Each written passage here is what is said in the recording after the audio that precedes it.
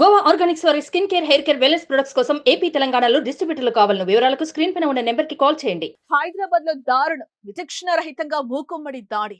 కుటుంబంతో నివసిస్తున్న ఇళ్ల మధ్యలో ఇలాంటి ఘటనను అస్సలు ఊహించలే. మనం ఎక్కడున్నాం అనే అనుమానం కలగక మానదు. ఈ సంఘటనకు సంబంధించి తప్పు ఎవరిదో మనం నిర్ధారించలేం.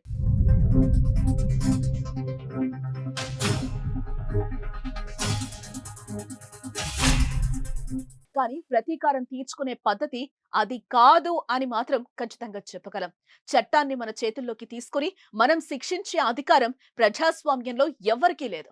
మనకు తెలిసిన సమాచారం ప్రకారం ఇంట్లోకొచ్చిందని కుక్కపై, యజమానిపై, అతని భార్యపై ఏ రకంగా దాడి చేశారో మీరే చూడండి. మనకున్న పరిమితుల మేరకు పూర్తిగా ఈ దృశ్యం చూపించలేకపోతున్నా.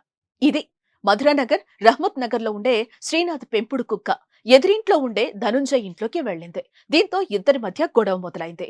అదును చూసి ధనుంజయ్ తన ఇద్దరు స్నేహితులతో కలిసి శ్రీనాథ్ భార్యపై, పెంపుడు కుక్కపై కర్రలతో దాడి చేసి కొట్టారు. సోషల్ మీడియాలో ఈ వీడియో వైరల్ గా మారింది. ఈ దాడిలో శ్రీనాథ్, అతని భార్యతో పాటు కుక్క కూడా తీవ్రంగా గాయపడింది.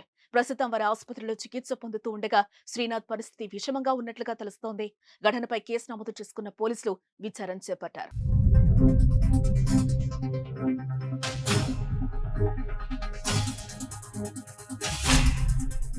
సుమన్ టీవీలో మీ పర్సనల్ అండ్ బిజినెస్ ప్రమోషన్స్ కోసం కింది నెంబర్కి కాంటాక్ట్ చేయండి.